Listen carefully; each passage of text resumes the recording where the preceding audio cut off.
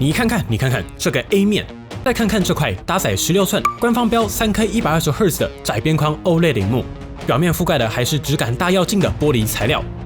最后看看这个工整排列的 C 面，不只用上了做工非常细的铝合金机身，你光是看上面这排散热孔，这个 CNC 的工就已经非常疯狂了。华硕总共切了3522个 CNC 散热孔，不要问我怎么知道的。我放一个 Type C 在旁边，你就知道这个工到底有多细了，而且还采用了面积超大的触控板，这个用料工艺都没有任何话说。这台真的是华硕史上质感最好的一台 Ultrabook， 尤其这台的重量还只有 1.5 公斤，以一台16寸的轻薄笔电来说，重量控制也很可以。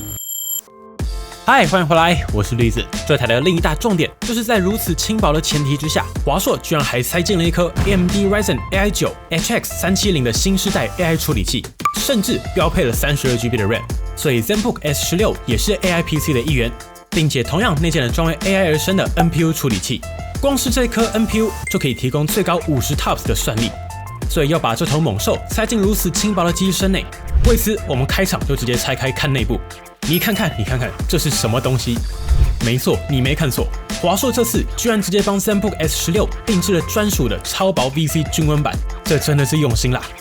总之，从外观到规格，感觉是真的有点东西，值得一看啊。尤其萤幕跟效能几乎都塞满了。重点是 Ultrabook 都是哪些人在买？就是那些对轻薄笔电有着极致需求的朋友。1.5 公斤的重量，薄度只有 1.1 公分，还有这个细腻的外观设计。这台一来到我们工作室，所有编辑都凑过来看了。尤其你看，对重度的 Ultrabook 用户来说，这台真的是梦幻一品啊！总之，我们就废话不多说，这期节目我们就详细帮大家测一测华硕这一台 ZenBook S16 的实际表现到底如何。准备好，那我们就开始咯。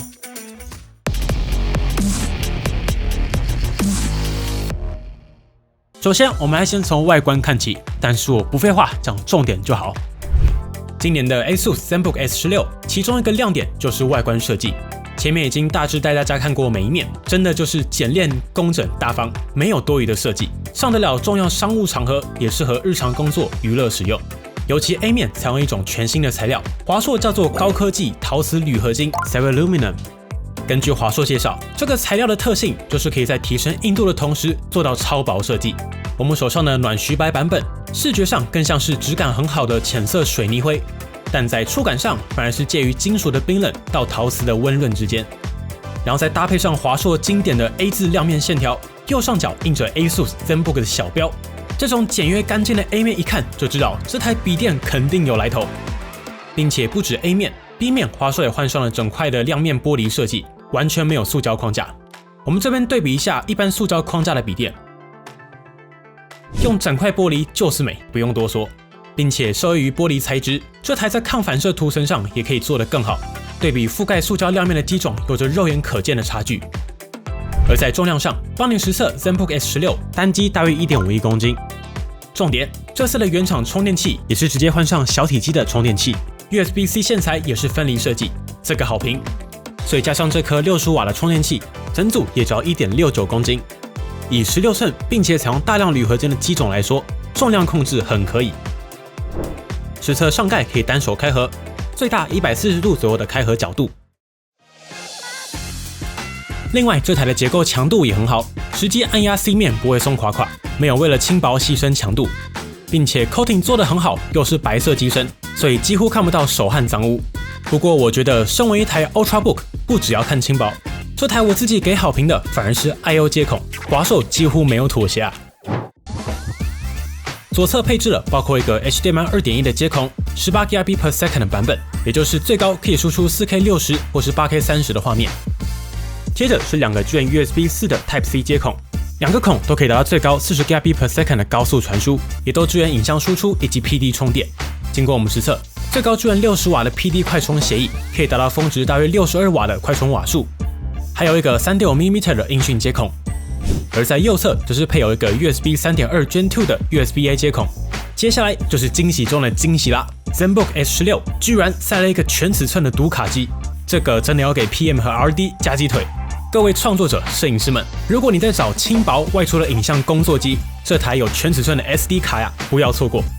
整体来说，2个 C 孔，一个 HDMI， 再加上一个稀有的全尺寸 SD 读卡机，并且2个 C 孔都是 Thunderbolt 4，蛮有诚意的。如果真的要说，我觉得 A 可能塞2个就很完美了。但等一下我们拆开来看，你就知道是真的没空间，完全看得出 RD 已经很努力在塞了。其实光是全尺寸读卡机，这点就已经给过。打开后，我们看到 B 面，前面有提到的 ZenBook S16， 这次采用的是玻璃材质，质感真的好，搭配上4窄边，看上去非常舒服。重点中的重点，它不只是外观漂亮，这块萤幕也是给好给满。ZenBook S16 采用了一块表现非常好的16寸、解析度2880×1800、官方标 3K 的 OLED 亮面萤幕，表面有抗反射处理，并且拥有120 Hz 的高萤幕更新率。透过买 ASUS 更是可以打开动态更新率调节。比例上也是现在最主流使用的16:10，所以当你在做文书作业的时候，16:10相比传统的16:9，上下能显示的面积更多。做文书就是直接多一排，可以看到的内容更多。分割层左右的画面高度也更够，修图剪辑也都是直接多一整排工具列，16:10是真的明显更好用。接着这块 OLED 到底顶不顶，我们就来实测萤幕表现。这次在买 ASUS 当中 ，ZenBook S16 是有经过校正的，所以可以看到这边直接内建了4档色域调整选项，包括预设的原生、sRGB、DCI P3 以及 Display P3 4种显示模式。我们这边透过专业仪器实际测量萤幕表现，经过帮你实测，今年 ZenBook S16 这款萤幕在原生色域覆盖上依旧很强，可以达到100%的 sRGB、95.8% 的 Adobe RGB 以及100%的 DCI P3 色域覆盖，就是目前色域覆盖最强的第一梯队表现。而在色准上，既然声源华硕的旗舰轻薄笔电 ZenBook S16 自然也是高规格对待，我们就分别切换到对应的色域模式进行实测。首先看到 sRGB， 经过帮您实测 ，ZenBook S16 在 sRGB 模式下会自动进行色域限缩，达到100%的 sRGB 色域覆盖，并且色准也是顶级表现，色彩平均Delta E是有 0.88， 这个数字小于2就是优秀的意思，小于1就是优秀中的优秀，顶级表现。最大Delta E更是只有 1.45， 色准很强。而在 DCI P3 模式下，可以达到100%的 DCI P3 色域覆盖，色彩平均Delta E来到 1.13， 同样非常准。最大Delta E 3.4， 而在 Display P3 之下，同样可以达到100%的色域覆盖，色彩平均Delta E只有 0.9， 最大Delta E 2.25， 所有模式都非常精准，创作者买来开箱就可以直接上工，完全没问题。之后有需要再定期校正即可。而在亮度表现上，我们也实测室内100%的显示面积下，可以达到最大亮度651尼特。同时，这块萤幕也拥有 VESA Display HDR True Black 500认证，帮大家实测可以成功串流 YouTube HDR， 在 Netflix 当中可以成功触发 Dolby Vision 杜比世界，并且点灯 Dolby Atmos 杜比全景声2个最顶的影音规格。而在 PWM 问题上，这台也有低亮度防闪烁的功能，使用的方式很简单，只要把 Windows 设定里面的亮度调大于 60%， 然后透过买 ASUS 调低亮度，这样防闪烁功能就能正常启用。像素位移、像素重新整理、隐藏工具列这些 OLED Care 都有的基本功能，我就不再重提了。此外 ，B 面顶部还藏了支援 Windows Hello 脸部辨识的视讯镜头，实测低光下也可以成功解锁，并且这组镜头不只是解锁，还支援了智慧侦测功能。例如，它可以侦测你没在看萤幕，在旁边写东西或是看手机的时候，它就自动把萤幕调暗，做到省电；又或者是当你离开座位时，它就会自动锁定萤幕。又或是当你回来的时候，它就会自动点亮萤幕，然后直接透过 Windows Hello 脸部辨识完成解锁，一气呵成。此外，这台也有自动萤幕亮度和自动根据环境调整色彩的功能。我个人是建议一般用户可以根据喜好开关，而如果是创作使用，要求准确性，那就保持关闭即可。接着我们看到 C 面。自从今年的 Zephyrus G16 换上了全铝合金机身之后，华硕的 CNC 工艺真的是强了一大圈。你看 ZenBook S16， 光是上面这排 CNC 切割的散热小孔就知道啊，这个工艺是真的不简单。并且这次 C 面也非常工整，除了方的彻底的巧克力键盘外，就只有右上的 ASUS logo， 以及同样方正的超大尺寸触控板。大就是好用，不过这次的滑顺度就相对普通，常规水准。触发上需要用点力，并且没有静音设计。这次的触控板因为很大，华硕还做了一些智慧手势，像是左侧上下滑动可以调整音量，右侧滑动可以调整亮度，顶部这边左滑就是可以快退快进，但这个就看个人习惯调整即可。你不喜欢的话也可以关闭，它就变回正常的大触控版了。这台我自己比较喜欢的还是这个非常方正的巧克力键帽，非常工整舒服。另外，虽然官方标键盘只有 1.1mm， 但是在我们的实测中，这台键盘的手感调得非常好，会是薄膜偏 Q， 放桌上打体感一定有超过常规 1.4mm 的表现，甚至比没调好的 1.7mm 打稿起来爽度更高，但又不至于到长时间打字很酸。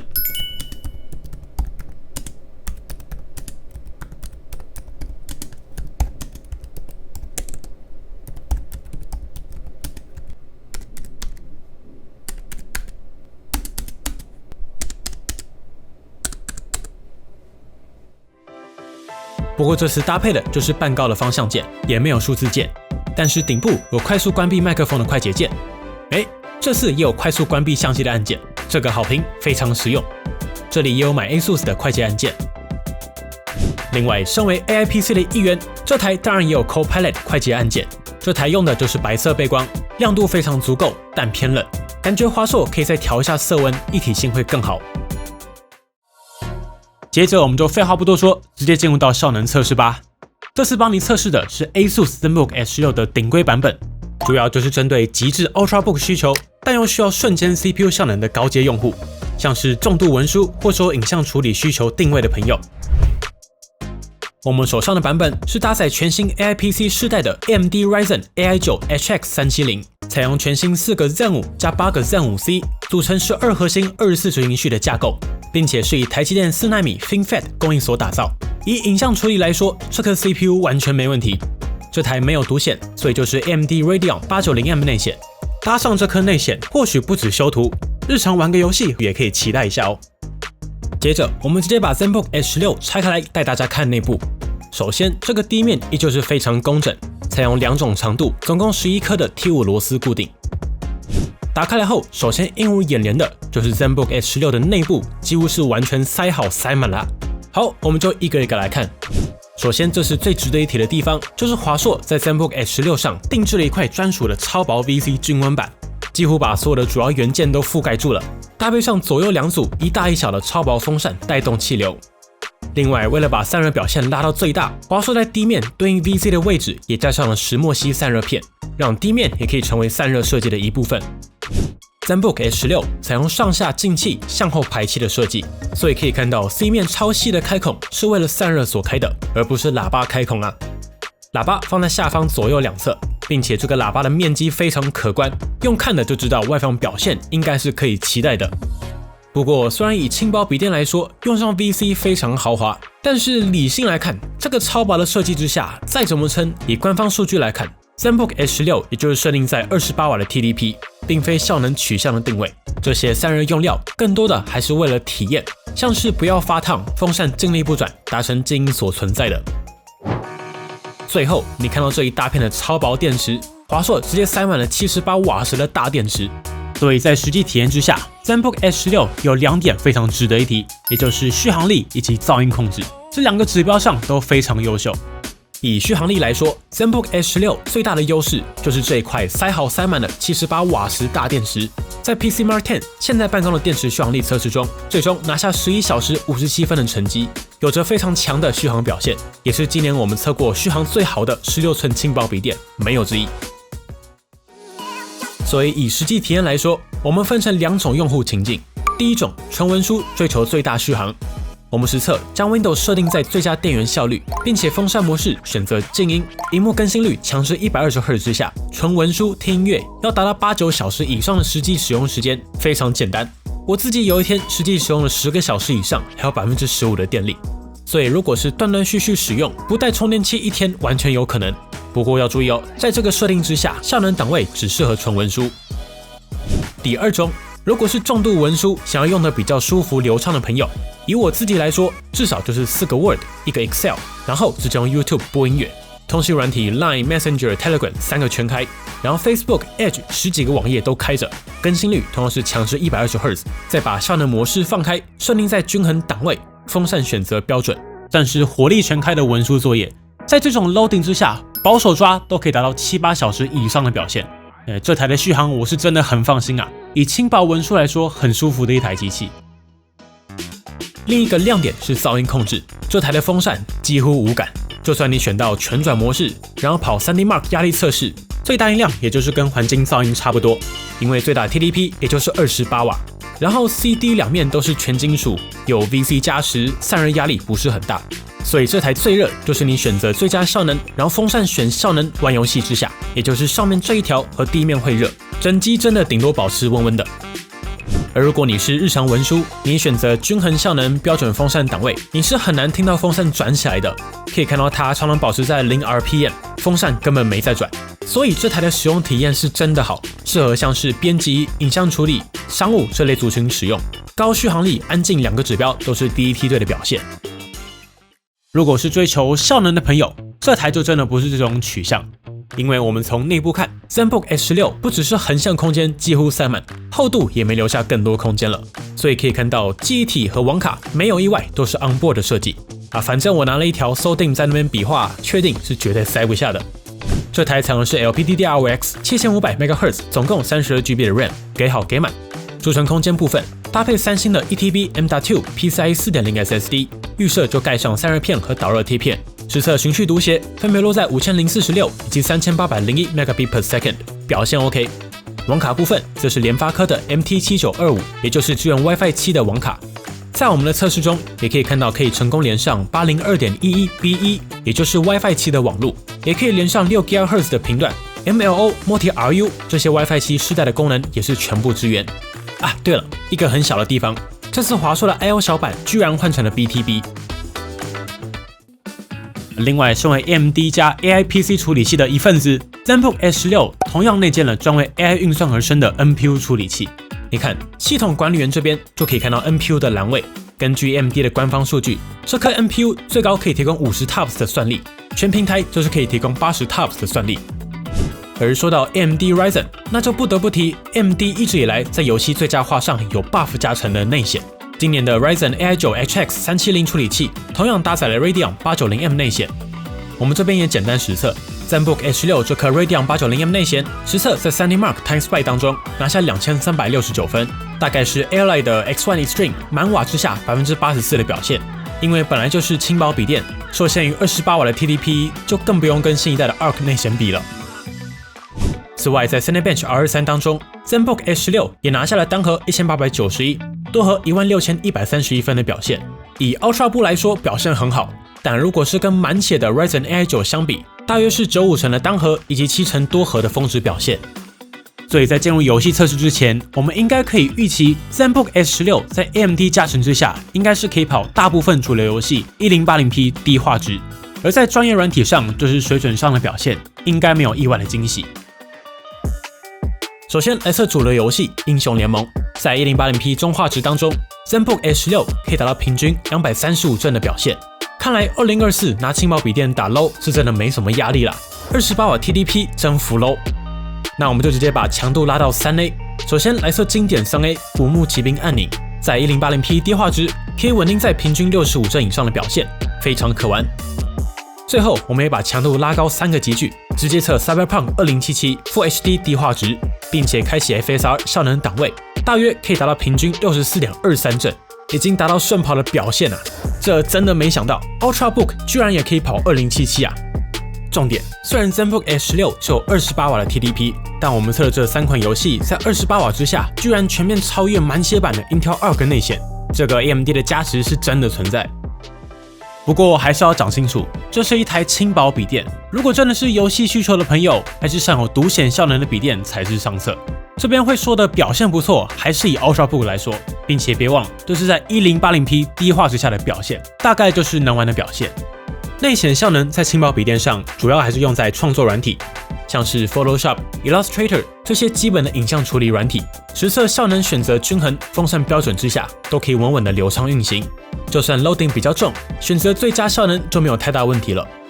而在散热上，我们前面就有提到 ，ZenBook S16 采用了 VC 加上2组超薄散热风扇，并且把 CD 两面都纳入散热设计的一部分，最大 TDP 也就28瓦，所以也热不太起来。风扇可以做到停转，就算6500转以上，风扇也很安静。但反过来说，这2颗风扇规模也就不大。比较值得一提的是 ，ZenBook S16 在 MyASUS 里面也有全转模式，适合拿来输出游戏使用，并且即使是设定在全转模式，噪音其实也足以忽略，实测只有48分贝左右。但平常使用的话，其实选择标准模式，甚至不用到静音就可以达到风扇无感的表现了。我们这边也来测一下 SandyMark 20人的压力测试，在效能模式下，稳定度可以达到 98.2%， 并且温度也不高，最高温也就是只有39度，主要区域都控在28度以下。这时候的风扇噪音也只有48分贝上下，基本上就是跟环境噪音差不多。在充电测试中，邦尼使用原厂随附的65瓦充电器实测，半个小时充满 36%，1个小时充满 68%， 充满 90%，1个小时23分。最后 10% 则是进入到慢速充电保护电池，充了37分钟，完整充满耗时2小时整。最后邦尼一样提供说跑分测试供大家参考啦。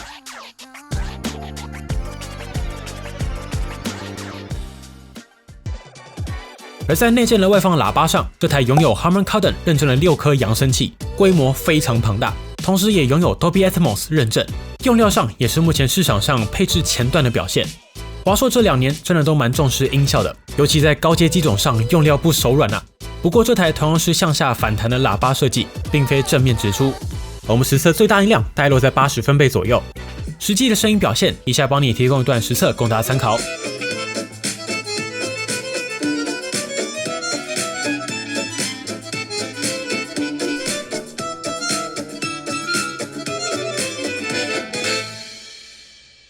对了，这台也内建了华硕新推的 StoryCube 应用程式，这是一个 AI 相簿的概念，系统会透过 AI 自动帮你辨识回忆、人物、场景进行分类，也可以看到相片的时间轴、地区，并且也内建简单的相片编辑功能。有兴趣的朋友可以试试看。节目也来到了尾声，以16寸轻薄笔电来说， ZenBook S16 几乎是该塞的全部都塞进来了。尤其是刚才看过内部了嘛，包括用了一块非常漂亮的 3K 120Hz OLED 萤幕，色准也是高规格待遇，3个模式都非常准，用上6个扬声器，外放表现水准之上。处理器用上了 AMD Ryzen AI9 HX 370，搭配32GB 的 RAM 以及 1TB 的储存空间，完全足够商务影像创作的用户使用。不过日常游戏就受限于28瓦的 TDP， 并无法有效发挥 CPU 多核的 AMD Radeon 890M 的所有效能，大约落在70%峰值左右的表现。不过高效能本来就不是这台的目标就是了。但是 Ryzen AI9 的能耗和单核表现都很强势，也让这台的续航和 loading 比较重的影像软体更加游刃有余。所以整体来说，我自己是给这2年华硕在切产品线上的策略蛮高的评价。他们很知道目标用户到底是谁，真正的需求到底是什么。就以 ZenBook S16 来说，完全就是一台面对轻薄需求，但同时又想拥有极致体验的 TA。所以像是商务用户、重度文字工作者，像是记者、编辑、创作者，所以把键盘、触控板这些基础功能做好，给了一个全尺寸的 SD 卡都命中需求，再搭上一块没有话说的顶级 OLED， 以及超越需求的效能维持流畅，并且把散热做好，在安静的同时，也就是温温的。你说这些用户真的会在乎 CPU 的 TDP 能不能解到45甚至65瓦吗？我觉得根本不是在不在乎的问题，而是根本用不到，只会更加厚重而已。所以 ZenBook S16 就是朝向这些选购顶级轻薄笔电的朋友所推出的。不过说到最后，如果要说期待的话，我个人是有点贪心，而且很难解决。但很庆幸的是，这是 RD 的问题。但是如果解决了，一定是会公开呼吁加鸡腿的。第一个是如果2个 USB-A 就完美，这个很直觉。但从拆机来看，左右两侧是真的没有大段空间了，所以难解。第2个就更难了，目前喇叭硬体很强，但是向下反射的设计，如果可以上移做成前置喇叭，肯定会更强。但还是同样的问题啦，目前没有任何空间了，在不变厚的前提下，厚度也很紧绷。接下来这个是我觉得真的可以调的，目前键盘的色温偏冷，暖一点，跟目前白色键盘搭配一体性应该会更好一些。最后一个是目前触控板很大很好用，但是滑顺度、静音处理、触发力度比较大，只能算是常规表现，还可以再稍微调一下。我是不是偷渡了一个？反正这台真的是目前华硕轻薄笔电系列中的梦幻之选，没有之一。好啦，本期节目就先到这里。这期我们在有限的时间内，尽可能帮大家把所有重点都详细测完了。如果还有任何问题，欢迎底下留言一起讨论啦。如如果喜欢本期的节目，不要忘记订阅邦尼，并且打开小铃铛，及时收到我们最新的评测通知。当然，你也可以在 Facebook 邦尼 AI 小助理、Instagram 以及 Line@ 找到我们。如果还有其他问题，别忘了底下留言。那我们就下期影片再见喽。